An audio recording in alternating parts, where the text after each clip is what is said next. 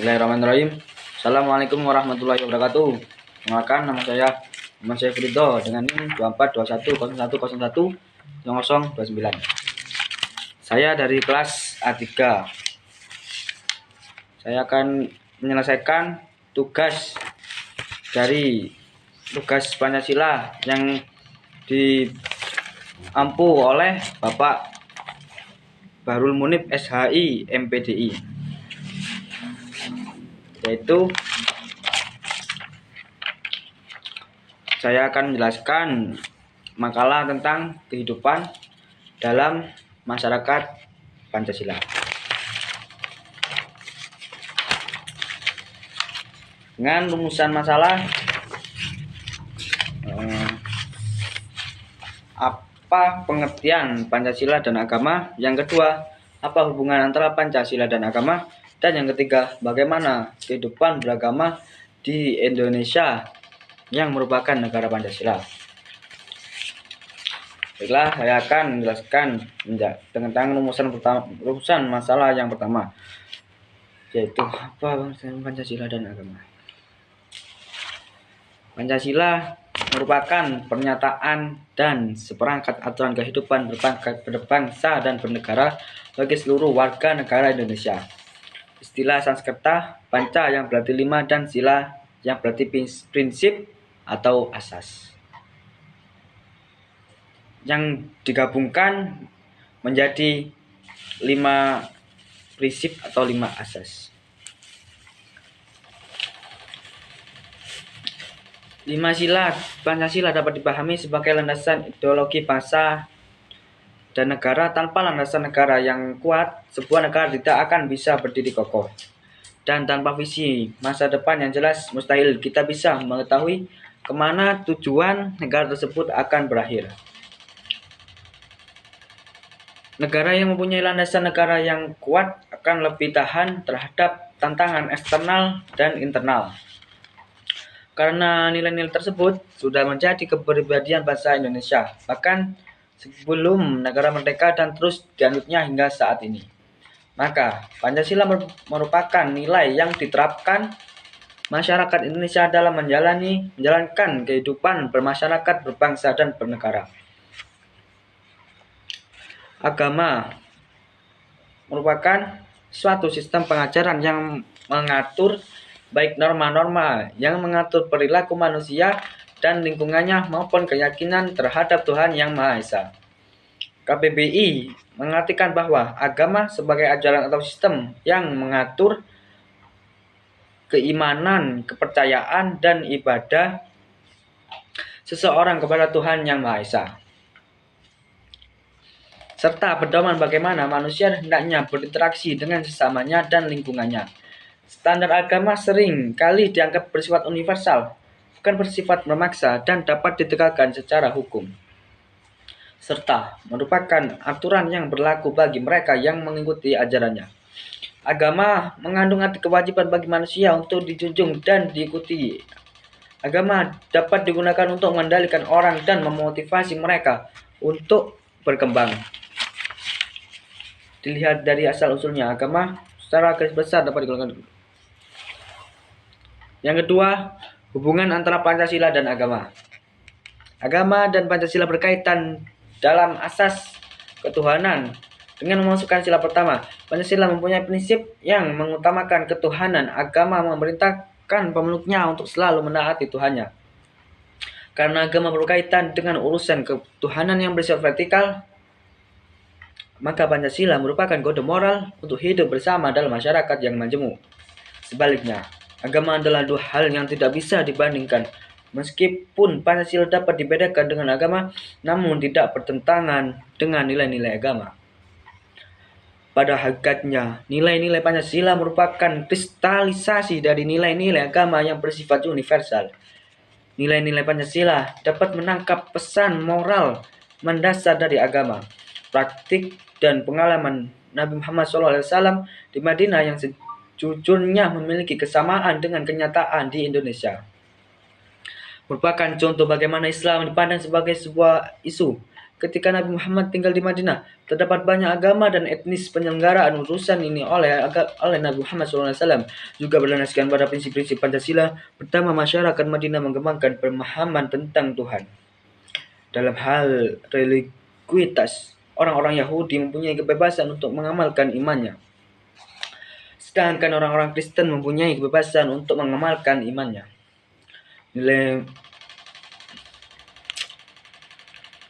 Merupakan nilai yang menjunjung kemanusiaan pada hari ini. Pancasila merupakan kode moral untuk hidup berdampingan dalam masyarakat majemuk, sedangkan agama dihubungkan dengan urusan vertikal ketuhanan. Akibatnya, Pancasila dan agama tidak bisa dibandingkan. Pancasila tidak bertentangan dengan prinsip agama, meski mungkin berbeda dengan agama. Faktanya, prinsip-prinsip agama global telah mengkristal menjadi nilai-nilai Pancasila. Asas Pancasila dapat memuat ajaran moral dasar agama mengenai peran Islam. Kita dapat mengamati bahwa adat istiadat Nabi Muhammad SAW di Madinah sangat mirip dengan kenyataan di Indonesia. Banyak perbedaan agama dan suku di Madinah pada masa Nabi Muhammad SAW, dan Nabi Muhammad SAW menangani situasi ini dengan menggunakan cita-cita Pancasila. Secara alami, masyarakat Madinah terlebih dahulu menjadi dewa, dan sebagai hasilnya, bagi Kristen maupun Yahudi diperbolehkan menjalankan agamanya masing-masing. Nabi bahkan menyatakan bahwa hari ini aku menyucikan darahmu, hartamu, dan kehormatanmu, yang menunjukkan bahwa setiap anak Adam yaitu manusia adalah mulia, dan bahwa darah kekayaan dan kehormatan harus dilindungi.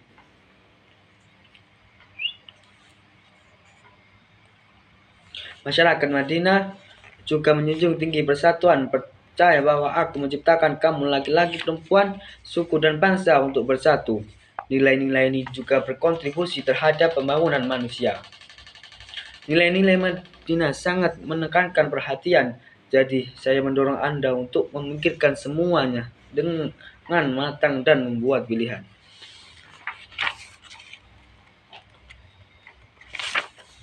Sebenarnya, Pancasila mencakup semua ajarannya, alih-alih menjadi berpanjangan dengan Tuhan. Masyarakat eksklusif yang menolak Pancasila biasanya mematuhi perintah surgawi mereka dan terperosok dalam simbolisme dan ritualisme. Menarik juga untuk dicatat bahwa istilah Tuhan dan keilahian memiliki arti yang berbeda. Jika Tuhan berbeda dari yang lain, maka ketuhanan mengacu pada sifat-sifatnya dengan kasih sayang sebagai kualitas utamanya. Prinsip kedua menyatakan bahwa radikalisme sejatinya muncul dari lemahnya pemahaman bahwa setiap manusia, apapun agama dan warna kulitnya, sama-sama mulia dan hak-hak fundamentalnya harus dijunjung tinggi. Semua agama diikat oleh ajaran cinta atau aturan emas. Lebih jauh lagi, prinsip ketiga, setiap agama menyatakan bahwa semua orang sama mulianya di mata Tuhan, dan bahwa mereka dimaksudkan untuk berinteraksi dan belajar satu sama lain. Hal ini berlaku terlepas dari warna kulit engkasnya. Radikalisme merupakan cerminan dari kemiskinan kemanusiaan dan kemiskinan intelektualitas. Agama berdampak pada kelompok etnis, komunitas, dan budaya. Memang benar bahwa perkembangan kepribadian seseorang tidak lepas dari pengaruh sosial budaya, termasuk ajaran agama yang menjadi budaya, di mana seseorang tumbuh dan berkembang latar belakang budaya kepribadian, karena peranannya yang mendasar dan kekuatannya dalam membentuk norma-norma masyarakat. Agama meskipun memiliki banyak aturan, menjadi katalisator perubahan sosial dan tumbuhnya optimisme yang wajar terhadap terwujudnya konsep atau ideologi yang sejalan dengan ajaran agama. Dalam konteks ini, yang dimaksud dengan konsep dan ideologi adalah Pancasila yang juga merupakan dasar negara dan asal-usul seluruh sumber hukum Indonesia. Nilai-nilai luhur yang ditampilkan di dalamnya merupakan nilai-nilai luhur yang bersumber dari kebudayaan nasional dan mempunyai nilai-nilai yang diakui secara universal dan tidak akan berubah seiring berjalannya waktu. Pancasila dan agama sama-sama berfungsi sebagai cita-cita dan instrumen untuk memajukan tatanan sosial baik secara internal maupun eksternal. Membandingkan dengan roda kiri dan kanan kendaraan bukanlah suatu hiperbola. Roda dan badan kendaraan bekerja sama untuk menggerakkan kendaraan ke suatu tujuan. Namun keduanya memiliki tujuan yang berbeda. Jika Pancasila berfungsi sebagai perangkat keperaturan politik, ideologi, maka agama berfungsi sebagai perekat sosial dan pembangun spiritual.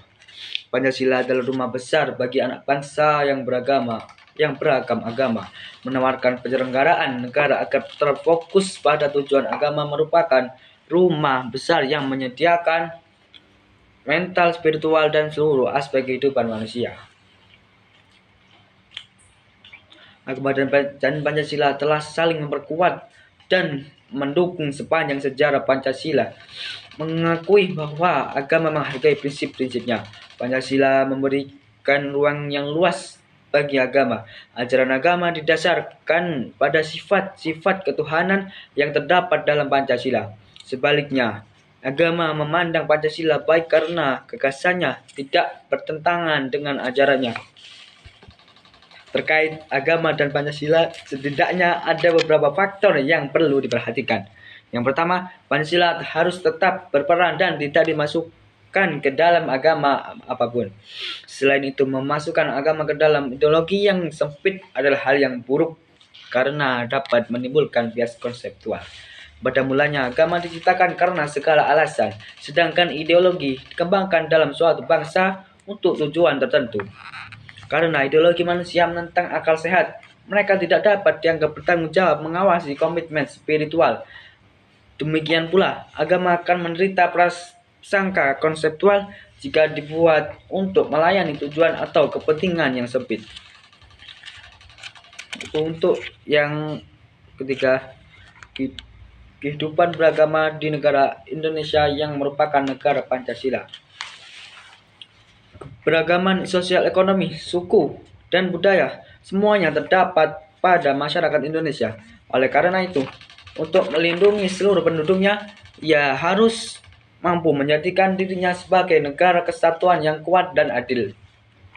Pemahaman bahwa negara kesatuan merupakan bentuk pemerintahan terbaik untuk mendukung konsep persatuan bangsa yang majemuk dengan melihat berbagai latar belakang yang ada menjadi landasan kesepakatan untuk mempertahankan bentuk negara Indonesia yang ada saat ini, yaitu Negara Kesatuan Republik Indonesia. Negara Kesatuan Republik Indonesia sebagai sumber inspirasi yang sangat kaya bagi proses konsolidasi demokrasi atau demokrasi. Di Indonesia, pluralisme agama di satu sisi merupakan sumber pengayaan budaya dan membantu masyarakat Indonesia. Keutuhan Negara Kesatuan Republik Indonesia dapat terancam oleh perselisihan sosial antar umat beragama, yang merupakan kemungkinan lain yang disebabkan oleh pluralisme. Jika tidak ditangani dan disikapi dengan baik, yakni dengan menumbuhkan toleransi dan mendidik masyarakat tentang prinsip Pancasila dan keyakinan agama, mengingat pluralisme agama di Indonesia, toleransi yaitu keadilan umat beragama untuk hidup berdampingan secara harmonis, aman dengan tetap menghormati nilai-nilai adat keluarga dan bekerja sama dengan pemeluk agama lain merupakan aspek penting dalam kehidupan berbangsa. Untuk menumbuhkan integrasi sosial dan kehidupan bermasyarakat yang mempunyai maksud dan tujuan yang sama, membangun masyarakat yang damai, adil, dan sejahtera. Pluralisme Indonesia harus diharmonisasi dengan dipertahankan dalam kerangka kehidupan bermasyarakat dan bernegara, khususnya di Indonesia yang memiliki pluralitas agama dan kepercayaan, sebab kerukunan beragama sangat penting dalam interaksi sosial, terutama ketika manusia berinteraksi satu sama lain, organisasi umat lain, dan komunitas agama lain. Padahal landasan dalam membina kerukunan bangsa adalah kerukunan umat beragama.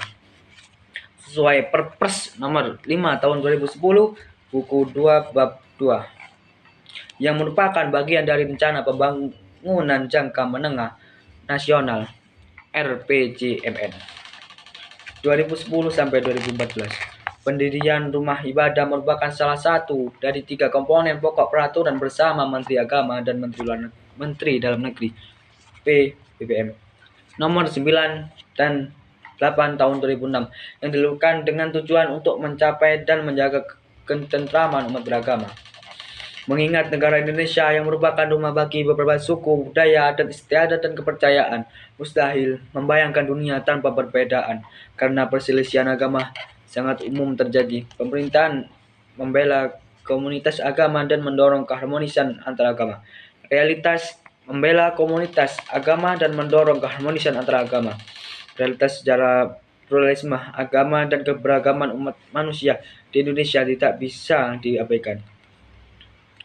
Karena falsafah Pancasila harus memposisikan masyarakat untuk mengakui adanya pluralitas agama, maka filsafat Pancasila menjadi pedoman dalam membangun kerukunan antar umat beragama. Keadaan di mana banyak agama hadir serta bersamaan dalam suatu bangsa atau komunitas disebut pluralitas agama. Toleransi terhadap orang lain yang terkesan berbeda dengan diri sendiri merupakan landasan pluralisme.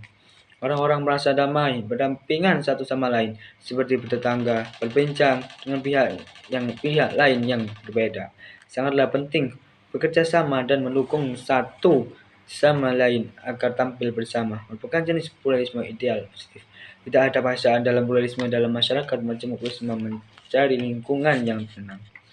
Karena nilai-nilai tersebut termasuk merupakan kepribadian bangsa Indonesia bahkan sebelum negara merdeka dan terus dianutnya hingga saat ini. Maka Pancasila merupakan nilai yang diterapkan masyarakat Indonesia dalam menjalankan kehidupan bermasyarakat, berbangsa, dan bernegara. Menerapkan nilai-nilai Pancasila ke dalam praktik adalah cara lain untuk meramalkan kehancuran nasional atau perpecahan antar perbedaan. Setiap masyarakat Indonesia perlu ditanamkan lima nilai berikut, yaitu agama, humanis, nasionalis, demokratis, dan keadilan. Tanpa nilai-nilai tersebut, Indonesia akan sangat sulit mencapai persatuan. Menjaga keberagaman di Indonesia sangatlah penting dan dapat dicapai melalui penerapan cita-cita Pancasila yang mengedepankan toleransi. Indonesia adalah rumah bagi ratusan suku dan subsuku yang berbeda secara bahasa dan budaya. Masyarakat Indonesia menganut beragam agama yang masih dianut hingga saat ini. Selain keragaman suku yang masing-masing memiliki kekhasan tersendiri, Islam, Katolik, Protestan, Hindu, Buddha, dan Konghucu adalah 6 agama resmi yang diakui negara. Agama lain diperbolehkan ada selama masih relevan dan tidak melanggar hukum apapun. Tim Lemhanas meyakini bahwa untuk bisa diakui sebagai salah satu keunggulan negara, realitas keberagaman suku dan agama harus dilihat sebagai sebuah berkah. Hubungan antar kelompok masyarakat dengan beragam adat dan kepercayaan merupakan suatu hal yang tidak bisa dihindari dalam masyarakat multikultural seperti Indonesia. Konsekuensinya, memahami bagaimana umat beragama berhubungan satu sama lain sesuai dengan ajaran Islam sangat penting untuk menumbuhkan keharmonisan dalam interaksi sosial, mewujudkan kata toleransi, memerlukan komunikasi guna menumbuhkan kerukunan antar umat beragama atau yang dikenal dengan istilah toleransi. Mengembangkan hubungan yang positif dan komunikasi yang efektif melalui penggunaan nilai-nilai kajian dalam komunikasi antar budaya dan agama membantu menumbuhkan kerukunan dan menumbuhkan rasa saling percaya dan hormat antar umat beragama. Hal ini merupakan sikap yang dimiliki oleh umat Islam dan masyarakat Indonesia yang mendukung prinsip perdamaian guna memperkuat integrasi dan menghindari konflik yang dapat membahayakan peradaban. Demikian yang dapat saya sampaikan. Kurang lebihnya mohon maaf. Wassalamualaikum warahmatullahi wabarakatuh.